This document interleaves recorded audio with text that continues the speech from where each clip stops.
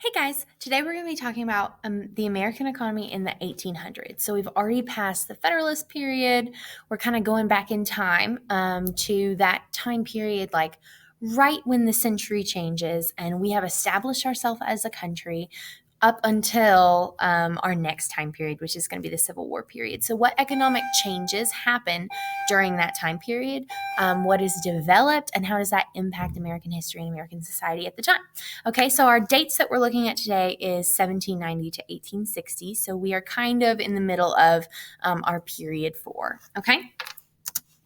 So, the first thing that occurs during this time period that really impacts the economy is called old immigration. And I have some questions for you to think about on your notes outline right there, okay? So, what is the difference between push immigration and pull immigration? Push immigration is when something in someone's country pushes them out of the country, like drug issues, famine, war, political issues, religious dissension. Those things push people out of a country.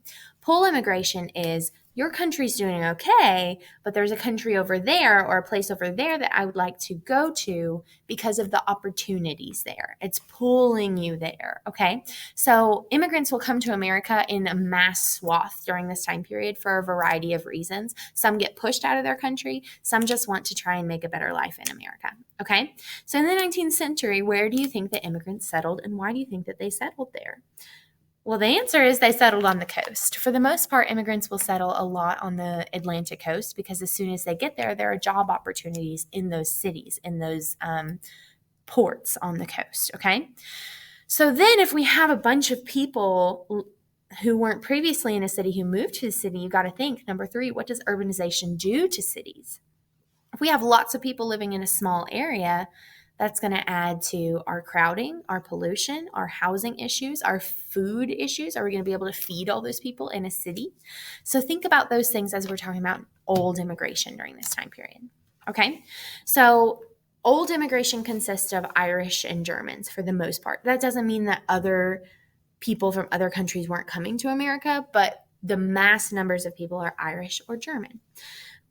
So Irish immigrants are coming to America because it's a push immigration issue. A ravaged potato crop in Ireland claims more than 2 million lives in the mid-1840s. And so they become this mass group of immigrants that come to the United States between like 1820 up until the Civil War.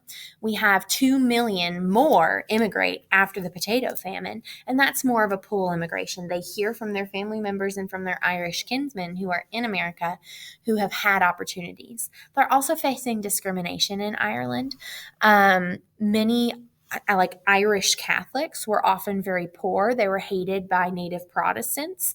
And so they were oppressed in their country in a sense.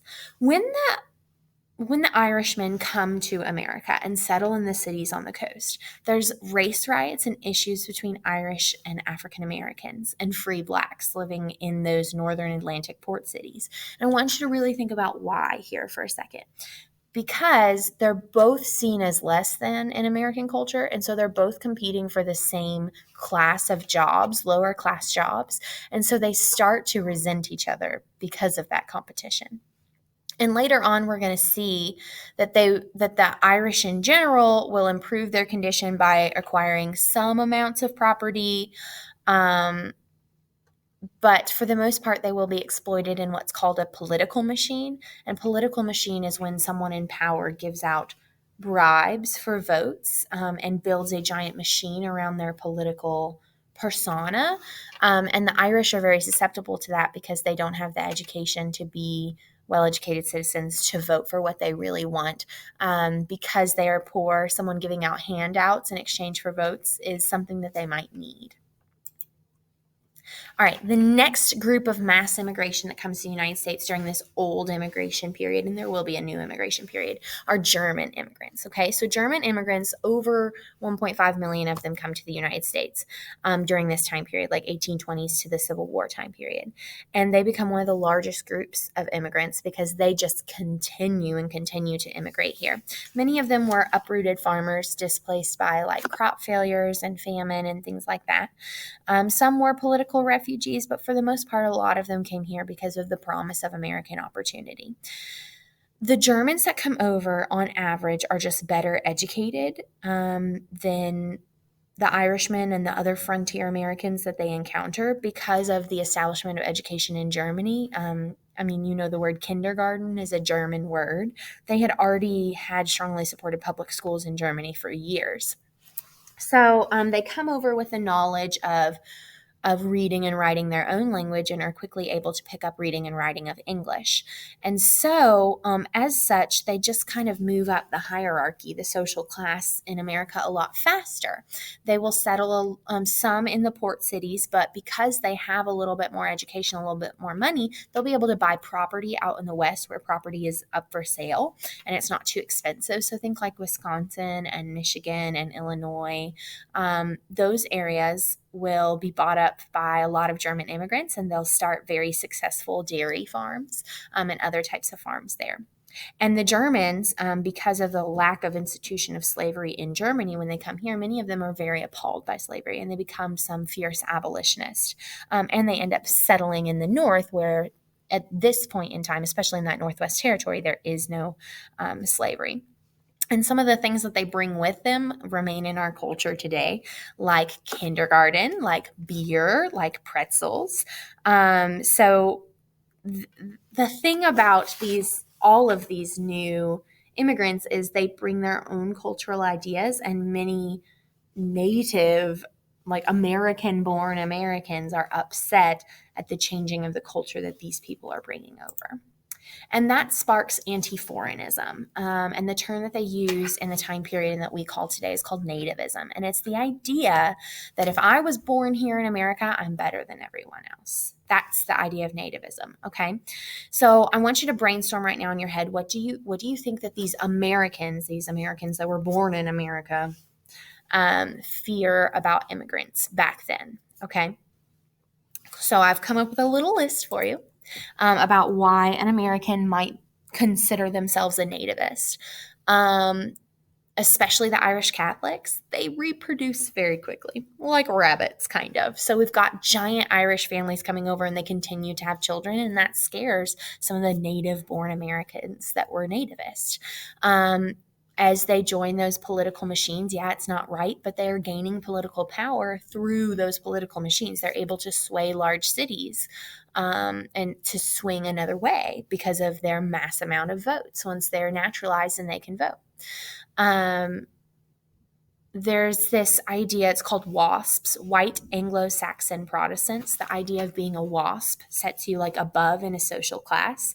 And soon we're going to see so many Americans not born in America, so many immigrants that there will be, or it seems like there is an approaching a majority of people that weren't born in America are now Americans. They were immigrants. And then some other things that really bother these white Anglo-Saxon Protestants, these WASPs, is that the Irish Catholics and many of the Germans are Catholic. And that just to them does not seem American because America was founded on Protestant ideas in their head, okay?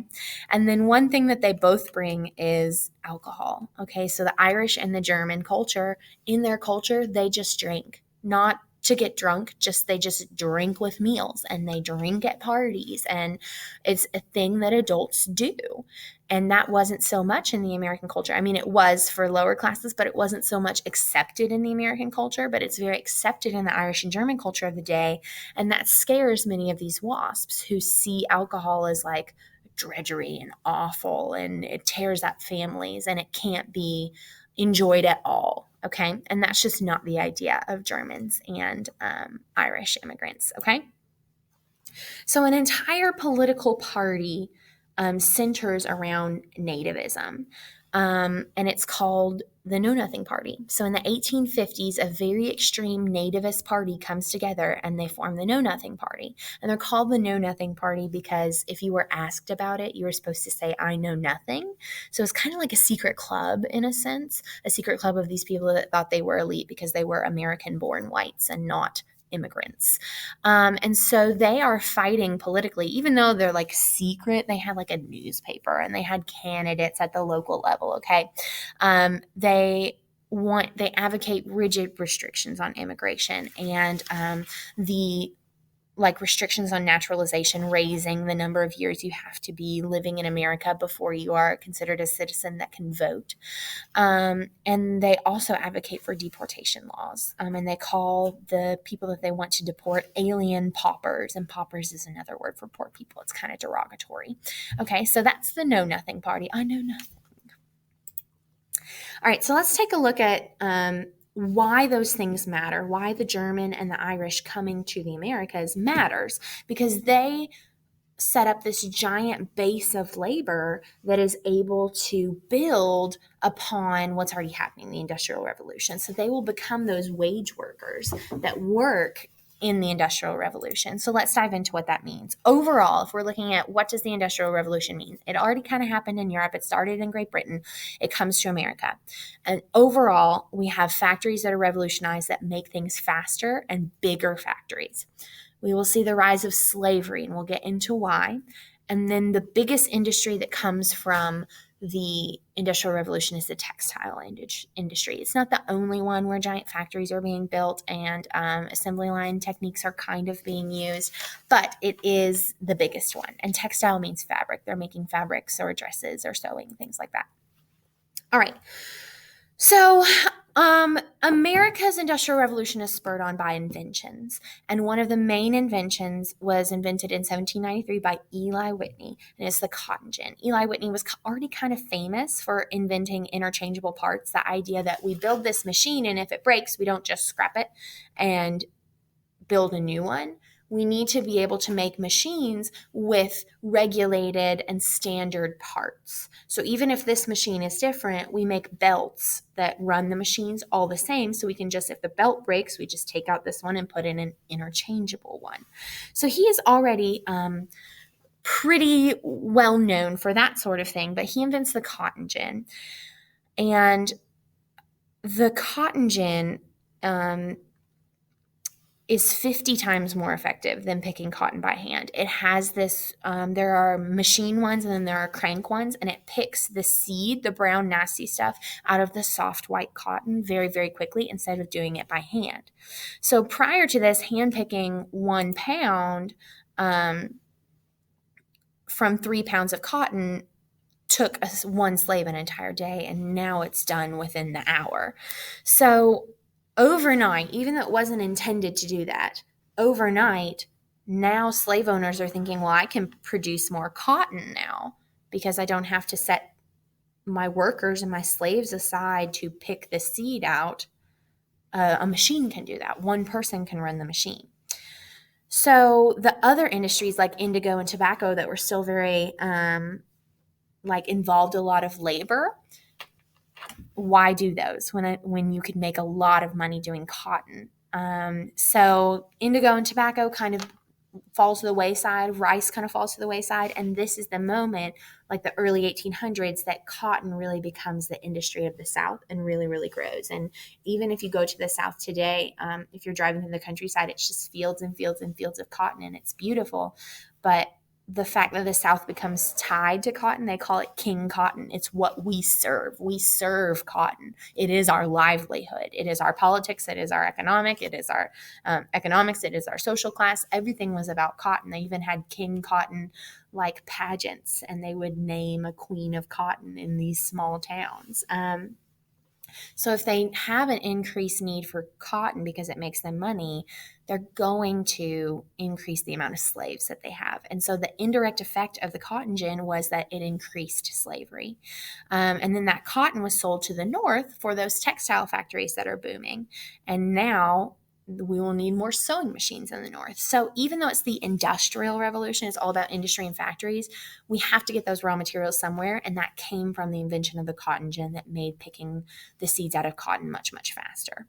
And one of the significant pieces of this, besides the slavery piece, is that before this, clothing was kind of made at home. You homespun your thread and then you would weave fabrics, and it was like an artisan craft that you would teach generations of your children to do. And now it's like, I can buy it at the store and it's cheap because the cotton's sent to the factory makes the cloth. The cloth is sewn by seamstresses into clothes, and you buy it at the store. So now it's more of an industrial situation, not a home artisan situation. All right, a few other inventors. Let's go through them real quick. Charles Goodyear. Charles Goodyear is kind of known for vulcanizing rubber and putting it to lots of different uses, but the major use was changing the way that belts were run in factory machines, and making it so that you could fix it a lot easier, and it would not heat up and burn, like those sort of things. Okay, and then Samuel Morse. Samuel Morse was the inventor of the telegraph. In 1844, he strung a wire 40 miles from Washington to Baltimore, and he had his assistant click in the message and to the Senate, and he clicked in the message, "What hath God wrought?" Like beep beep beep beep beep beep beep beep beep beep beep beep beep beep beep. Okay, and that's Morse code. It's the dots and dashes. And "what hath God wrought" is kind of funny. He's saying, "What have we done? What has God allowed us to do? This is going to change the world," and he was absolutely right about that. All right, so let's take a look at textiles. The textile industry kind of began the Industrial Revolution. We have the cotton gin invention. Now, what are we going to do with that cotton? Francis Cabot Lowell has an idea. He kind of sets up this jewel textile factory. He takes the raw cotton, he spins it into thread. It's sent in the same plant to a different floor, to a different building that weaves that into clothes, and seamstresses will sew that into clothing to be sold. And the Lowell system is very unique in the fact that, it's changing manufacturing from at home to manufacturing in factories, but he employs women. At first he hires young, single, like farmers' daughters that can't really help out on the farm that much. And then it just grows and grows and grows. And he sets up this system where women come live at his mill, and other people do it too. But he's kind of the first. Women come live at his mill in dormitories. They have like this motherly figure that watches over them. He hires like managers of these women to make sure that they're moral and they're going to church and they're not around men. And they have a community there in stores and churches, and it's all in this like giant block with brick walls around it. And they live and work in the same community. And that's the Lowell Mill system. And it allows women to earn wages where women weren't really used in factories before or in any sort of industrial thing. Women just stayed at home and took care of the home sphere. But this allows them a little bit more freedom in a sense, even though most of them sent their money back home. And we'll be talking more about this in class, the Lowell system. All right, so because we've got the South doing this and the North doing this is called sectionalism. Sometimes we call it specialization, economic specialization, where one person does this and one person does this and they trade, and that makes it more effective. It lowers our opportunity costs. So in the North ends up industrializing a lot and the South does not. And here's why. In the North, they have what they like to call wage slaves. Lots of immigrants that came in and need jobs very quickly. And so they hire these lower classes. They've got a large population to work in these factories. In the North, we already know the reason they developed as not an agricultural sector is because they had poor rocky soil to begin with and a short growing season because it gets colder in the North. They have shipping to ship the goods that they create. They have rivers to power machines once we get water power and to ship and things like that. And they're going to start building canals, and we're going to talk about that too. In the South, their capital means how much like economic money you have at your disposal to make more money. Their capital is tied up in slaves. They have invested all their money in slaves. The tariffs that help the North have hurt the South because they're not able to import the things that they need. And then they're just rooted in agriculture. They have the long growing season. They have the hot summers and the short winters. So that's kind of the reason the North ends up industrializing and the South doesn't. And then the North wins the Civil War because of it, but that's next unit. Okay, so let's talk about wage slavery. The idea of wage slavery is valid, but it's also something that the South kind of used against the North once we get to the Civil War. Wage slavery is lower class workers, yes, they're being paid a wage, but it's not enough. They're basically enslaved. They're being exploited just like slaves are. And so let's take a look at their working conditions here. We're talking about in these factories, really long hours, and maybe you get Sundays off. I'm talking like 12-hour days, sometimes more than that, 16-hour days. Very low wages for their labor. Sometimes they're paid by an hour, sometimes they're paid by the contract, and they live in this area. Not all of them, but many of them live within the area, and it's almost like their boss owns them. They don't have great breaks. They don't have lots of windows in their factory. They don't have air conditioning and fans running like we do now to make factories safe. So they're breathing in these chemicals and the oil and gasoline that's being used, whale oil. They don't have great lighting because we don't have electricity invented yet. And so it's candlelight if they're working by night, which is a fire hazard. And they don't have heating or air conditioning, so it's really hot in the summer, really cold in the winter where they're working.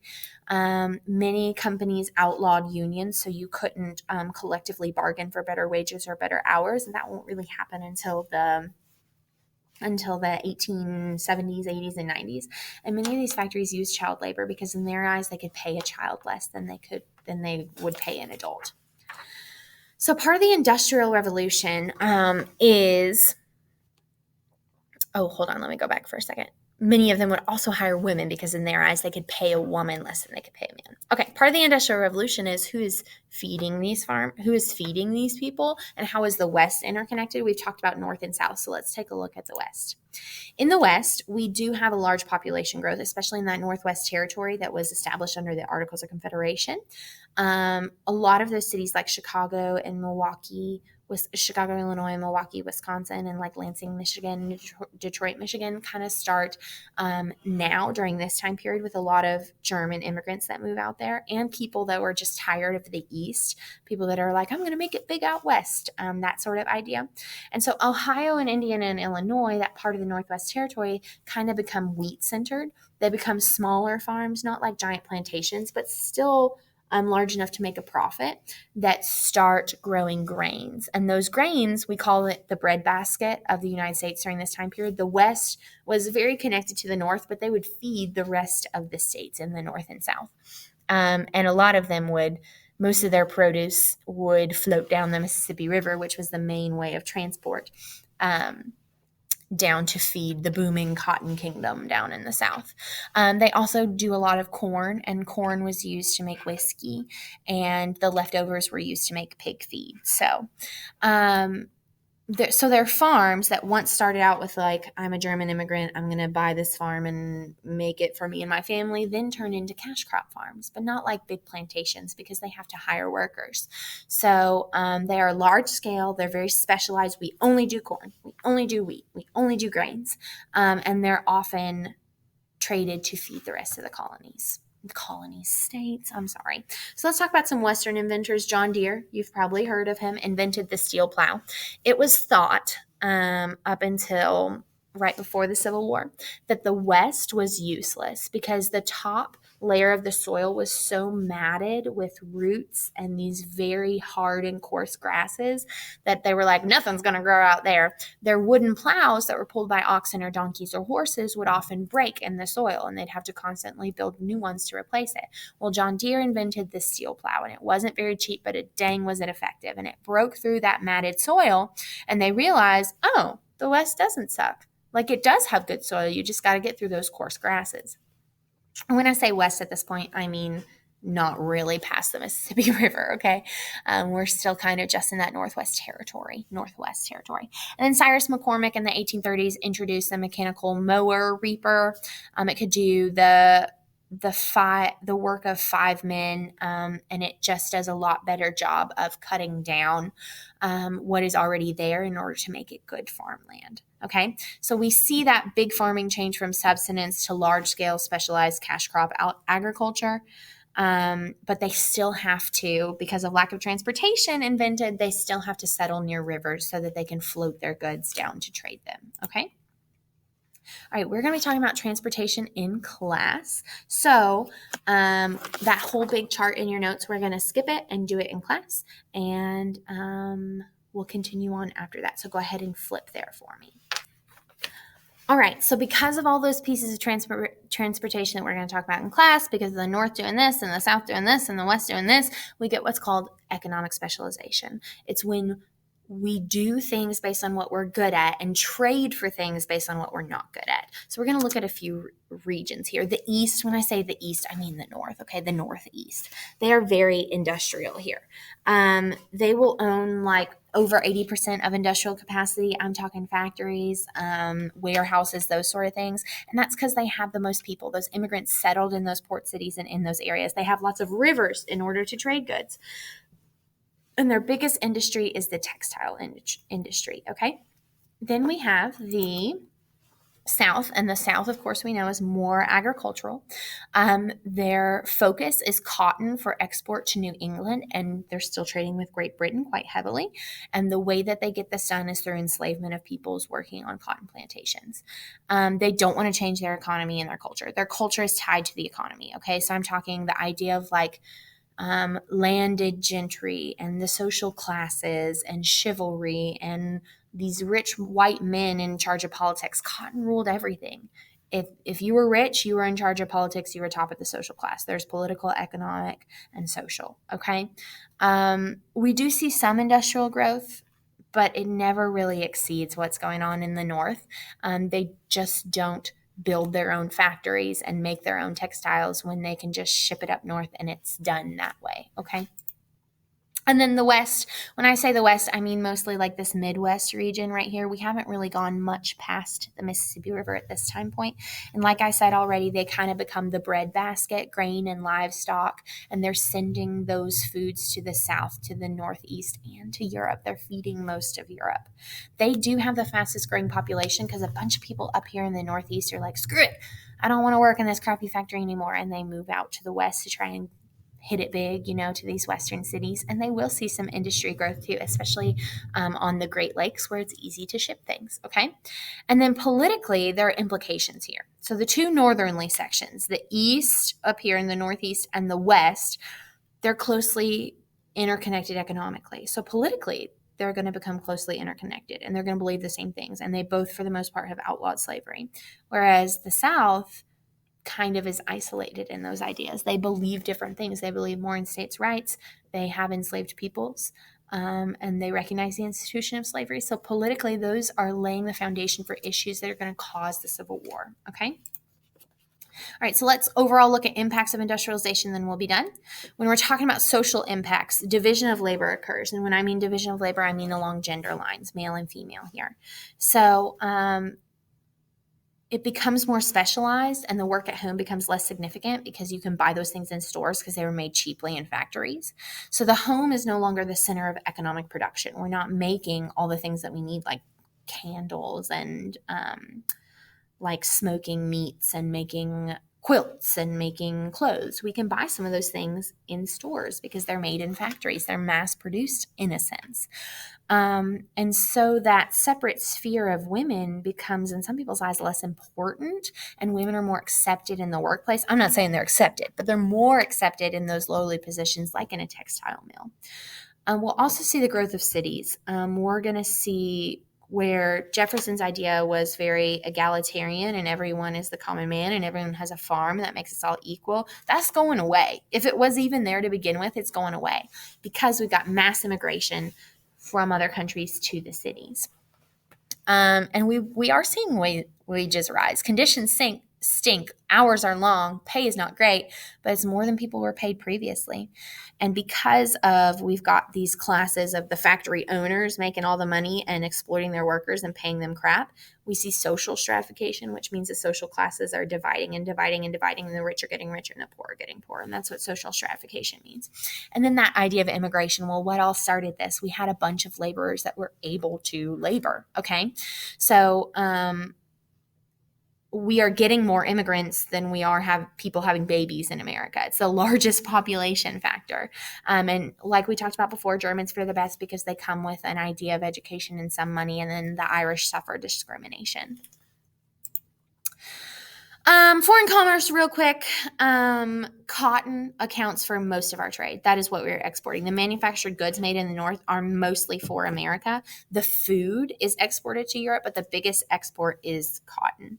And America at this point is importing more than they export because the Industrial Revolution has already happened in Europe, especially in Great Britain, and they're buying a lot of goods from Great Britain.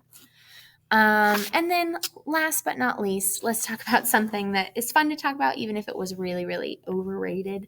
In order to keep this whole economic system going where people in the South and in the West can buy industrial goods from the North, they have to be able to like buy things via mail. Well, how can we get mail out West where things are struggling?